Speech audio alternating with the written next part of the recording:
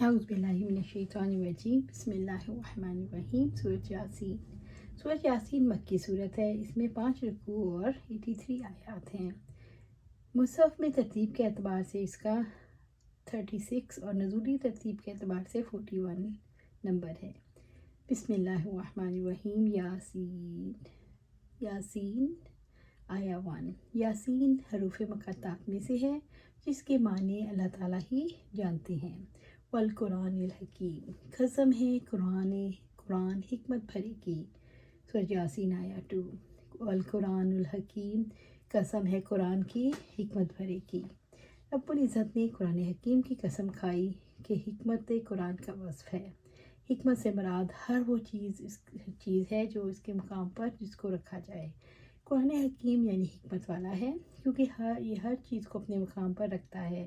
مثلاً امر و نواہی اس کے مقام پر، خیر اور شر کو اس کے مقام پر،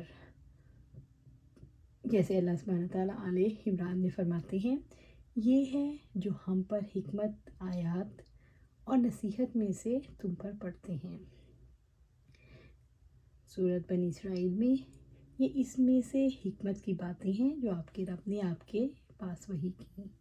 حکیم کے معنی محکم کے ہیں جو تبدیل نہیں ہوتا، جس میں باطل کا کسی گوشے سے بھی گزر نہیں ہوتا۔ قرآن مجید محکم ہے، اس اعتبار سے رب العزت نے محفوظ اور پکے قرآن کی قسم کھائی جو حکمت والے کی جانب سے ہے۔ اس قرآن کی حکمت یہ ہے کہ اس نے حکم اور حکمت کو اکٹھا کر دیا۔ انک لمن المرسلین، بلا شبہ آپ یقیناً رسولوں میں سے ہیں۔ سورۃ یاسین آیا 3۔ محمد صلی اللہ علیہ وسلم یقیناً اللہ تعالیٰ کے رسول ہیں۔ انک لمن المرسلین، بلا شبہ آپ یقیناً رسولوں میں سے ہیں۔ یہ وہ حقیقت ہے جس پر رب العزت نے قسم کھائی کہ اے محمد صلی اللہ علیہ وسلم، یقیناً آپ صلی اللہ علیہ وآلہ وسلم اللہ تعالیٰ کے رسول ہیں، سیدھے راستے پر ہیں۔ نبی صلی اللہ علیہ وآلہ وسلم تمام رسولوں میں افضل مقام رکھتے ہیں۔ آپ صلی اللہ علیہ وآلہ وسلم کی رسالت پر جس چیز کی قسم کھائی گئی وہ قرآن حکیم ہے۔ علی صراط مستقیم، سیدھے راستے پر ہیں۔ سورۃ یاسین آیا 4۔ علی صراط مستقیم، سیدھے راستے پر، یعنی آپ صلی اللہ علیہ وآلہ وسلم مضبوط دین پر ہیں اور وہ اسلام ہے۔ آپ صلی اللہ علیہ وسلم سیدھی شریعت پر ہیں جو مہربان رب کی جانب سے ہے۔ رب العزت نے فرمایا سورۃ شورا میں، اور اسی طرح ہم نے آپ کی طرف اپنے حکم سے ایک روح کی وحی کی۔ آپ نہیں جانتے تھے کہ کتاب کیا ہے اور نہ یہ ایمان کیا ہے، لیکن ہم نے اسے ایک روشنی بنا دیا جس کے ساتھ ہم اپنے بندوں میں سے جسے چاہتے ہیں ہدایت دیتے ہیں، اور یقیناً آپ سیدھی راہ کی طرف رہنمائی کرتے ہیں۔ اللہ تعالیٰ کے راستے کی طرف وہ ذات کہ سب کچھ اسی کا ہے، جو آسمانوں میں ہے اور جو زمین میں ہے۔ سن لو، سارے معاملات اللہ ہی کی طرف لوٹتے ہیں۔ سورۃ شورا آیا 52 اور 53۔ عبداللہ بن عمر رضی اللہ تعالیٰ عنہ کہتے ہیں کہ آپ صلی اللہ علیہ وآلہ وسلم نے فرمایا، بنی اسرائیل 72 فرقوں میں بٹ گئی اور میری امت 73 فرقوں میں بٹ جائے گی، اور ایک فرقہ کو چھوڑ کر باقی سب جہنم میں جائیں گے۔ صحابہ رضی اللہ تعالیٰ عنہم نے عرض کیا، اللہ کے رسول، یہ کون سی جماعت ہوگی؟ آپ صلی اللہ علیہ وآلہ وسلم نے فرمایا، یہ وہ لوگ ہوں گے جو میرے اور میرے صحابہ کے نقش قدم پر ہوں گے۔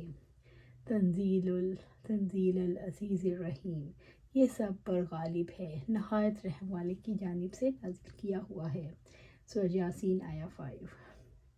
تنزیل العزیز الرحیم، یہ سب پر غالب، نہایت رحم والے کی جانب سے نازل کیا ہوا ہے، یعنی یہ قرآن معزز اور مہربان اللہ سبحانہ تعالیٰ کی طرف سے اترا ہے۔ اس نے اپنے بندوں کے صراط مستقیم پر چلنے کے لیے قرآن کو لائحہ عمل کے طور پر نازل فرمایا۔ یہ قرآن بندوں کو رب تک پہنچانے کا راستہ ہے۔ یہ قرآن اللہ کے پسندیدہ افکار اور عمل کے مطابق زندگی بسر کرنا سکھاتا ہے۔ یہ قرآن اللہ کے ناپسندیدہ افکار اور اعمال کو واضح کرتا ہے اور اس سے بچنے کے راستے واضح کرتا ہے۔ یہ قرآن اللہ تعالیٰ کی رضا کے مطابق زندگی بسر کرنے والوں کو ان کی منزل جنت سے متعارف کرواتا ہے اور اس کی رغبت دلاتا ہے۔ یہ قرآن اللہ کی ناراضگی کے ساتھ زندگی بسر کرنے والوں کو جہنم سے متعارف کرواتا ہے اور اس کی ہولناکیوں کے تذکرے سے اسے بچنے کے راستے دکھاتا ہے۔ یہ قرآن صراط مستقیم پر چل کر کامیاب ہونے والوں اور صراط مستقیم چھوڑ کر ناکام ہونے والوں کے تاریخی واقعات کی عبرت کے لیے سناتا ہے۔ یہ قرآن واقعات، احکامات، مطالبات، عذاب اور انعامات پر مشتمل ہے۔ رب العزت نے قرآن نازل کرنے والے کا تعارف کروایا ہے کہ وہ العزیز ہے، یعنی کمال درجے کا غلبہ رکھنے والا ہے۔